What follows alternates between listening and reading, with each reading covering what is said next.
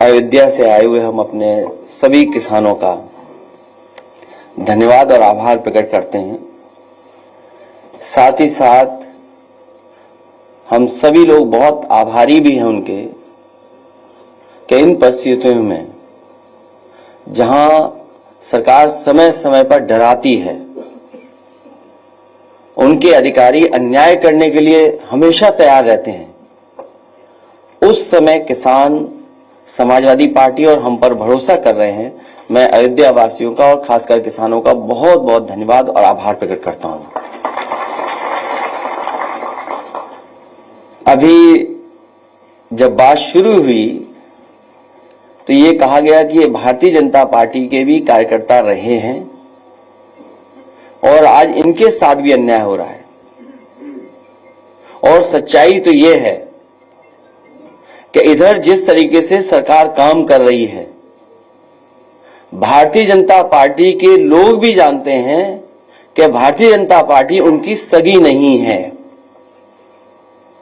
इधर जिस तरीके से भारतीय जनता पार्टी फैसले ले रही है, काम कर रही है, भारतीय जनता पार्टी के लोग भी ये महसूस कर रहे हैं कि भारतीय जनता पार्टी उनकी सगी नहीं है।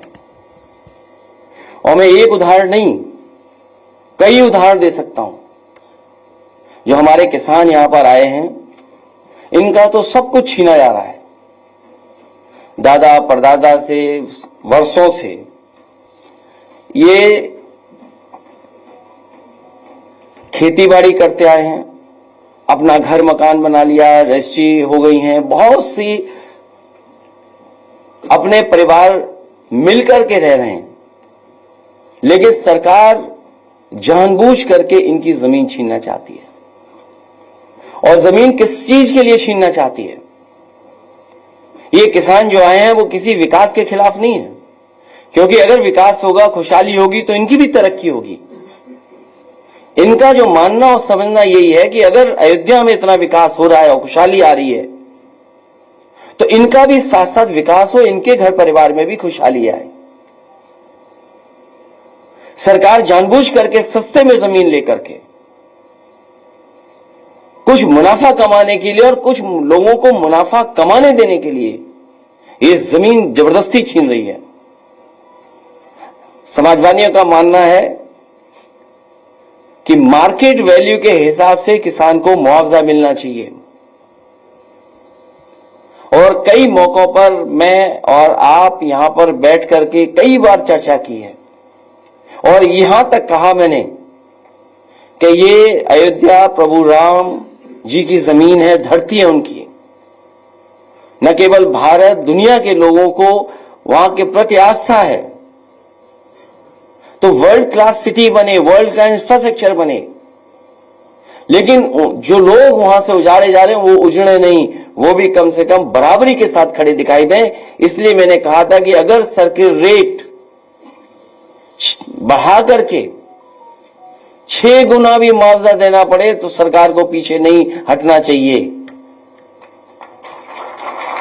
मैं आज फिर दोहराता हूं, जिस समय किसान एयरपोर्ट को लेकर के, अपनी जमीन को लेकर के यहां आए थे, कि वो वहां खिलाफ नहीं थे विकास के, या समय समय पर जो हमसे मिले हैं, जिनकी जमीनें जा रही हैं, मैंने उनसे भी आश्वासन दिया। तो फिर कहता हूं मैं कि इस सरकार से मांग है हमारी कि सर्किल रेट बढ़ा करके 6 गुना मुआवजा मिलना चाहिए। जो मार्केट वैल्यू है उसके हिसाब से उनका मुआवजा मिलना चाहिए। और अगर ये सरकार नहीं देती है, जब कभी भी समाजवादी सरकार बनेगी तो अयोध्या निवासियों को इसी तरीके से सर्किल रेट बढ़ा करके मार्केट वैल्यू के बराबर उनको मुआवजा दिलाने का काम करेंगे। आखिरकार सरकार को किस बात का नुकसान हो रहा है? जहां आश्रम बनने चाहिए वहां होटल बनाना चाहते हैं। ये बात तो किसी को समझ में नहीं आ रही। अच्छे आश्रम बने, अच्छे रुकने का स्थान बने, धर्मशाला बने, वर्ल्ड क्लास इंफ्रास्ट्रक्चर के साथ चीजें बने, लेकिन अखबारों में विज्ञापन हम लोगों ने भी पढ़ा था कि 5 स्टार होटल बनेंगे। बीजेपी के लोग तो 5 स्टार होटल के खिलाफ थे, उस संस्कृति के खिलाफ थे। कम से कम बीजेपी के लोग ये बताएं कि 5 स्टार बनने के लिए उसमें बार होना जरूरी है कि नहीं जरूरी है, ये बता दें बस बीजेपी के लोग। बीजेपी के लोगों ने कहा, और बीजेपी के लोग बताएं ये बात, सरकार के लोग बताएं कि जो 5 स्टार होटलों के लिए जमीन दे रहे हैं, क्या 5 स्टार होटल उसको माना जाएगा जिसमें बाढ़ नहीं होगा? और आपने हमने वो तस्वीरें देखी हैं, वो पानी का गंगा मां गंगा पर वो चलता जहाज देखा हम लोगों ने, जिसको कभी किसी स्टार की कैटेगरी में रखा गया था, उसमें आपने हमने सबने तस्वीर देखी थी बाढ़ की। तो ये सरकार बताइए आखिरकार किस दिशा में ले जाना चाहती है? हमारी समाजवादियों की मांग है कि विकास के खिलाफ नहीं है, अयोध्या वर्ल्ड क्लास सिटी बने, ये नहीं बना पा रहे हैं, समाजवादियों को मौका मिलेगा तो वर्ल्ड क्लास सिटी अयोध्या को बनाने का काम करेंगे। और समाजवादियों ने जो भी काम किए हैं आपको सब पता है, एक एक चीज वर्ल्ड क्लास है। जहां से मुख्यमंत्री जी अन्याय कर रहे हैं बैठ करके, जो सीएम हाउस है, लोक भवन, ऑफिस, जो लोग भी निकलते होंगे इसके आसपास वो देखते होंगे कि क्या ऑफिस बनी हुई है। मैं तो ये कहता हूं जिस ऑफिस में वो बैठे हैं उसके बराबर भी पिछले इतने सालों में एक बिल्डिंग नहीं बना पाई है। मुझे खुशी है यहां के किसान हमारे साथ आए हैं और उन्हें भरोसा है समाजवादियों पर। मिल्कीपुर में भी चुनाव है, वहां पर पीडीए के प्रतिनिधि लड़ रहे हैं चुनाव। पीडीए के प्रतिनिधि ही समाजवादी पार्टी के प्रत्याशी हैं और उत्तर प्रदेश का, देश का सबसे बड़ा उपचुनाव होने जा रहा है।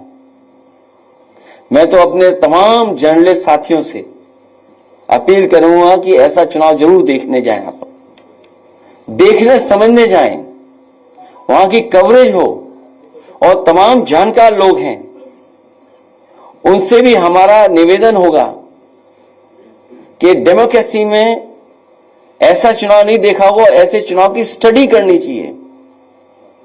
ऐसे चुनाव की स्टडी हो कि आखिरकार चुनाव में जनता कैसे फैसला लेती है। और हम सरकार से भी कहेंगे कि ये चुनाव पारदर्शी हो और पारदर्शी उदाहरण पेश करे सरकार कि ये फेयर इलेक्शन हो रहा है, जिससे कि हमारे तमाम जर्नलिस्ट न केवल यूपी के, भारत के और दुनिया के भी आकर के देखें कि कैसे फेयर इलेक्शन होता है। ये उदाहरण पेश करें आने वाले समय में कि इतना फेयर इलेक्शन हो सकता है और किया जाता है। और सच्चाई तो ये है कि मिल्कीपुर में भी इनके पैर उखड़ते हुए नजर आ रहे हैं।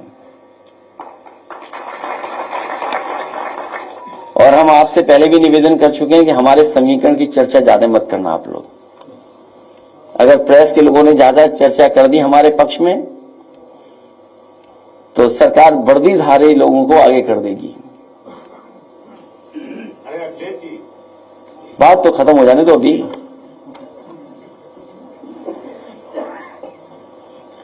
और भाजपा को हराने के लिए हमारे किसान तो हैं ही तैयार, भाजपा को हराने के लिए व्यापारी भी तैयार हैं, भाजपा को हराने के लिए युवा भी तैयार हैं, भाजपा को हराने के लिए महिलाएं भी, बहनें भी तैयार हैं। ये जो चुनाव होने जा रहा है इसमें बुरी हार भारतीय जनता पार्टी हार करके आएगी। मैं एक बार फिर अपने आए हुए किसानों का धन्यवाद देता हूं और उन्हें भरोसा दिलाता हूं विधानसभा में भी, लोकसभा में भी आपकी बात को रखेंगे और आपके लिए समाजवादी पार्टी लड़ेगी भी, हक दिलाएगी भी। और आने वाले समय में सरकार बनेगी तो सर्किट रेट बढ़ा करके आपको मुआवजा दिलाने का काम हम सब लोग मिलकर के करेंगे। अगर जिस तरह लगातार अयोध्या के मामले पर लगातार आप सवाल उठा रहे हैं कि जमीनों का अधिग्रहण किया जा रहा है, उसके बावजूद सरकार सुनने को तैयार नहीं, तो क्या समाजवादी पार्टी के कार्यकर्ता और समाजवादी पार्टी के नेता फ्रंट पे भी उतर के इसके खिलाफ लड़ाई लड़ेंगे? कई बार सुधार आता है फिर बिगड़ जाती है बीजेपी। जब यहां पर बातचीत आपसे होती है तो सुधार आता है और फिर बिगड़ जाते हैं। और इससे महत्वपूर्ण सवाल हमारे पत्रकार साथियों को ये पूछना चाहिए और बताना चाहिए जनता को भी कि आखिरकार सब रजिस्ट्रियां बीजेपी वालों की कैसे हो रही हैं। लोग कह रहे थे कि आप गंगा नहाने कब जाएंगे, और आप गंगा नहाने गए भी, और उसकी एक तस्वीर आपने वायरल की जो लाखों लोगों ने देखी। उस तस्वीर को जो आप चेन पकड़ के हैं उसको लोग देख के विरोधी जो है ठंडे बस्ते में चले गए और कह रहे हैं कि यार द मोस्ट हैंडसम पॉलिटिशियन। मैं अपने साथी का धन्यवाद देता हूं और मुझे अच्छा लगता है कि सबसे पहले सवाल आप ही और सबसे अच्छा सवाल आप ही पूछते हो। अब मुझे तो ये लगता है कि मुख्यमंत्री जी को 2 डिप्टी सीएम हाथ पकड़ करके ले जाकर के डुबकी लगवाएंगे।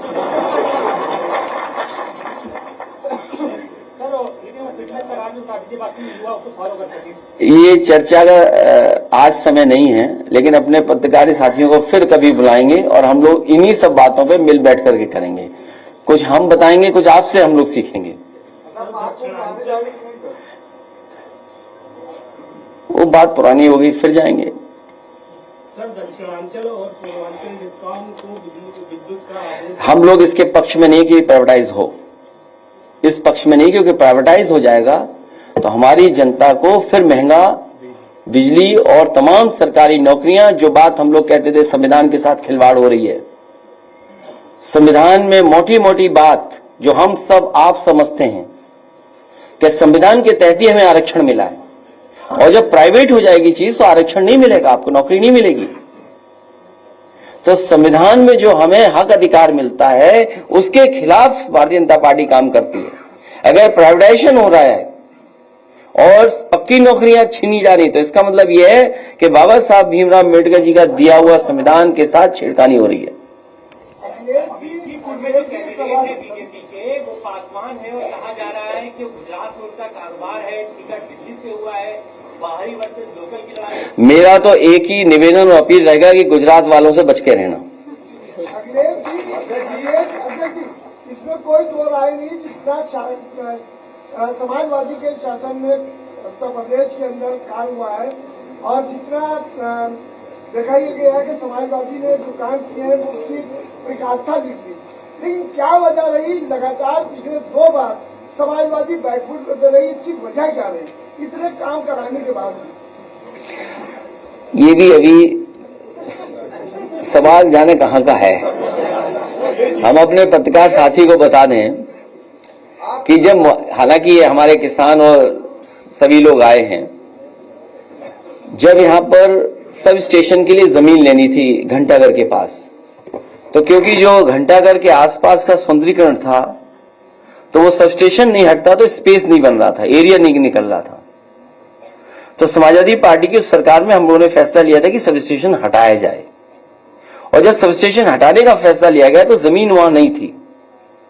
और मेरे पास कई बार अधिकारी आए, उन्होंने कहा सब स्टेशन मत हटाइए क्योंकि सरकार का पैसा चला जाएगा अगर आप जमीन दूसरी लेंगे। कई बार वो फाइल वापस करना चाहते हैं कि सब स्टेशन नहीं हटे, और इसी के सहारे उन्होंने हमारे एक एमएलसी को भी मना लिया था, पटा लिया था। उससे भी हमसे कहलवाते थे कि ऐसा है सब स्टेशन मत हटाइए, बन नहीं पाएगा। उस समय भी मैंने अधिकारियों से कहा कि ये जरूरी है, जब तक सब स्टेशन नहीं हटेगा तब तक यहां सुंदरता नहीं बनेगी। तो आपको मैं जानकारी दे दूं, उस समय जो मार्केट वैल्यू थी उसके हिसाब से उसे मुआवजा दिया गया था। वो कोई रस्तोगी थे, शायद उन्हें 37 करोड़ रुपया उसका मुआवजा मिला था। सोचिए आप, 37 करोड़, और बहुत 1 एकड़ जमीन रही होगी या 2 एकड़ जमीन रही होगी, वो अभी मुझे मेजरमेंट्स नहीं पता है, लेकिन उतनी जमीन के सरकार के खजाने से पैसा दिया गया। सवाल यह है कि अयोध्या में वर्ल्ड क्लास सिटी बने, और बीजेपी के लोग ये तो कहते थे वेटिकन सिटी बनाएंगे, हम उससे बेहतर सिटी बनाएंगे। अरे बीजेपी वालों, जरा गूगल करके तो देखो वेटिकन सिटी दिखती कैसी है। अगर उसके हिसाब से अगर तुमने 1 इंच भी बनाया हो अयोध्या में कहीं तो बता दो हमें आप। उन गरीबों को आप मार रहे हो, किसानों की जमीन छीन रहे हो, जिनका जीवन यापन सदियों से वही होता आया है। इन्हें भगवान प्रभु श्री राम भी छोड़ेंगे नहीं, इनके खिलाफ भी भगवान श्री राम जी कुछ न कुछ करेंगे, जो गरीबों को दुख दे रहे हैं।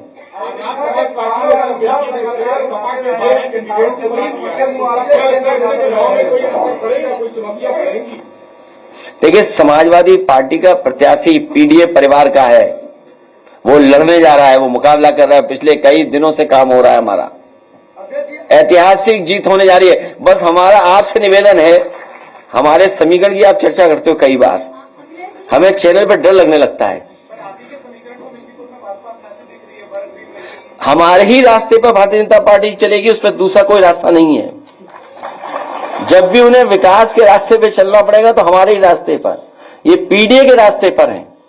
और देखिए पीडीए का कमाल क्या हुआ, कुंभ के मेले में हर खंबे पे पीडीए पीडीए लिख गया। आप पता करिए, आप जानते होंगे, हर खंबे पे पीडीए लिखा हुआ था। तो बताओ प्रभु श्री राम ने करा ये कि नहीं किया?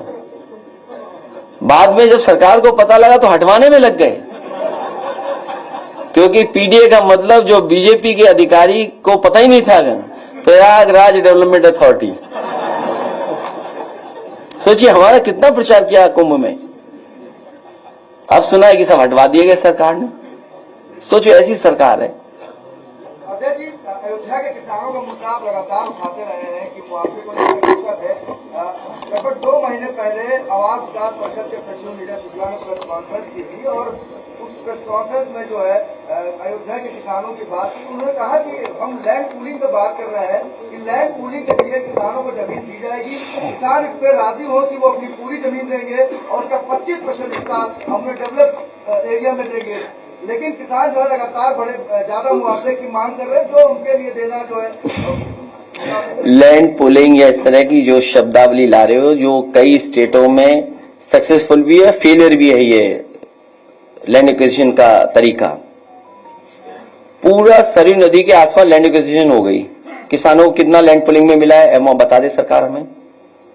अगर कहीं भी अयोध्या में किसानों की जमीन लेने के बाद किसानों को कहीं डेवलपमेंट के लिए जमीन दी गई हो, डेवलप करके जमीन दी हो, तो बता दें हमें। पूरा सरयू के आसपास सभी जमीन बिक गई। अधिकारियों का कहना है किसान राजी नहीं है लैंड पूलिंग के लिए। हम भी राजी नहीं है। सर एक सवाल, हम मार्केट वैल्यू के हिसाब से पैसा चाहते हैं, किसानों को मुआवजा मिले। अधिकारियों के चक्कर में रहोगे तो समझ लो क्या करना पड़ेगा तुम्हें। इससे अलग हटके है सर, आज बॉलीवुड के अभिनेता सैफ अली खान पे हमला हुआ है, जिसकी अभी प्रेस कॉन्फ्रेंस में वहाँ के डॉक्टर्स कर रहे हैं। 6 जगह हमला हुआ था, चाकू का टुकड़ा भी उनकी रीढ़ की हड्डी से मिला है। हालांकि सुबह सुबह ये खबर आई थी और लगातार सभी चैनलों पे चल रही है। सैफ अली खान स्वस्थ रहे, उनका इलाज अच्छा हो। क्या कारण है, किस कारण हुआ है, ये हमारी जानकारी में नहीं है, इसलिए हम इस पे कोई टिप्पणी नहीं कर सकते। लेकिन इस तरह की घटना किसी बड़े व्यक्ति के साथ न हो। आप लगातार दिल्ली को जाने के लिए पत्रकारों पर जोर दे रहे हैं, कुछ धमाका होने वाला है क्या वहाँ पे? नहीं, हम तो चाहते हैं कि फेयर इलेक्शन हो, इसलिए आपको भेज रहे हैं। सर आप लगातार महाकुंभ में एक आंकड़ा जारी किया गया है कि रेलवे और बस से सिर्फ 16 लाख यात्री सफर कर पाए। तो क्या आप मानते हैं कि सरकार जो 3 करोड़ 4 करोड़ लोगों में डुबकी लगाने की बात कर रही है, ये लोग पैदल गए वहां से? सरकार का हर आंकड़ा वो है फर्जी, और हमारा पत्रकार साथी सही बोल रहा है, हम इसको धन्यवाद देते हैं। कुछ ट्रेनें खाली आ रही हैं, सुनने में आया गोरखपुर वाली खाली ट्रेन गई है पूरी, और नहीं मानते अभी वीडियो दिखा सकता हूं मैं आपको। नहीं वो छोड़िए, हम उन पर चर्चा नहीं करना चाहते हैं, लेकिन ये बात मोटी मोटी मान लीजिए कि बीजेपी का हर आंकड़ा फर्जी है। याद कीजिए नोटबंदी में क्या कहा, भ्रष्टाचार कम हो जाएगा, काला धन खत्म हो जाएगा। आज बताइए भ्रष्टाचार कितना बढ़ गया, पत्रकार साथियों से बेहतर कोई नहीं जानता होगा। और इसी नोटबंदी के बाद जीएसटी आ गया, जीएसटी से बताओ व्यापारियों का नुकसान हुआ कि नहीं हुआ, व्यापारी बर्बाद हो गया। और अभी नई तरह की लड़ाई चल रही है, कानपुर में सभी कारोबारी कानपुर छोड़ करके जा रहे हैं। सोचिए, कारोबार अगर चला गया कानपुर से, ये कारोबार तो ला नहीं पाए। याद कीजिए, इन्होंने कितना बड़ा आयोजन किया था, इन्वेस्टमेंट मीट। इन्वेस्टमेंट मीट का तो कुछ हुआ नहीं, कोई इन्वेस्टमेंट स्टेट के पास नहीं आया।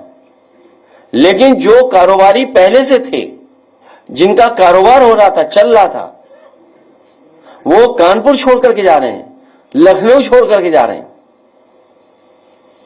ये इनकी जीएसटी वसूली और इनके भ्रष्टाचार की वजह से छोड़ करके जा रहे हैं। जब ये खबरें और लोग जानेंगे तो जो उत्तर प्रदेश में इन्वेस्टमेंट करना भी चाहते थे, वो इस तरह की लूट और बेईमानी के बाद कोई भी यहां पर इन्वेस्ट करने नहीं आ रहा है। और सोचिए, झगड़ा क्या है, झगड़ा पता नहीं क्या है। अभी गोरखपुर में एक उद्योगपति जो भारतीय जनता पार्टी के समर्थक थे बहुत, उनका छापा पड़ा, 600 करोड़ की टैक्स चोरी का सवाल उठाए। 200 करोड़ बढ़ा देते हैं।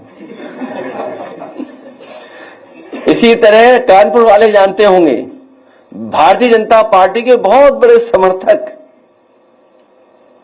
उनके यहां भी छापा पड़ा। तो ये बात मैं इसलिए कह रहा हूं कि भारतीय जनता पार्टी के लोग भी अब जान गए हैं कि भारतीय जनता पार्टी उनकी भी सगी नहीं बची है। सर, कुंभ नगरी में भाजपा नेता को पुलिस ने पीट के विरोध कर दिया। वो मैंने ट्वीट कर दिया, वो एसटीएफ का सवाल है। सर, नई दिल्ली में भाजपा के विधानसभा प्रत्याशी हैं प्रवेश वर्मा, झूठे बांटना मतदाताओं को। मैं कुछ नहीं कहूंगा उस पर। आज मिर्कीपुर में है 6 मंत्रियों के साथ बीजेपी के, बाकी क्यों छोड़ गए, इन्हें भी ले जाओ। हाँ भाई, मंत्रियों ने जब काम किया हो, आप बताइए, जिस विभाग में सबसे ज्यादा भ्रष्टाचार है, गांव गांव या किसान बैठे होंगे, घर घर जल वाला, बताओ उस अधिकारी को प्रधानमंत्री सम्मानित कर रहे हैं। आप हमसे बेहतर समझते होंगे, पत्रकार साथी यहां बैठे हुए लोग। मंत्री नहीं बन पाया एक, जिस व्यक्ति को मंत्री बनना था नहीं मंत्री बना पाए, दूसरे को मंत्री बनाया गया। और जिस अधिकारी पे सबसे ज्यादा सवाल उठते हैं, उंगली उठते हैं, उसे बताओ प्रधानमंत्री का अवार्ड मिल रहा है। सोचिए आप। जी 4 बार मुख्यमंत्री जा चुके हैं मिर्कीपुर, आप कब जाएंगे और हमारी तैयारी हो रही है। सर, दिल्ली चुनाव प्रचार के लिए कब जाएंगे सर आप? चुनाव आने सामने की लड़ाई हो रही है, लेकिन दिल्ली में आपकी क्या भूमिका रहेगी? नेशनल सपोर्ट है या फिर चुनाव में प्रचार करते हैं आपको दिखाई पड़ेगा? समाजवादी पार्टी का आप पार्टी को समर्थन है, इसका मतलब ये नहीं कि हम कांग्रेस के विरोध में खड़े हैं। जो हमारी रणनीति थी, जिस रणनीति के सहारे हम लोग काम कर रहे हैं, वो रणनीति यही बताती है कि आप ही पार्टी जो संघर्ष में है और जिस मसले को लेकर के जहां से शुरुआत इंडिया गठबंधन हुआ है कि रीजनल पार्टी जो जहां मजबूत है उसके साथ खड़ा होगा।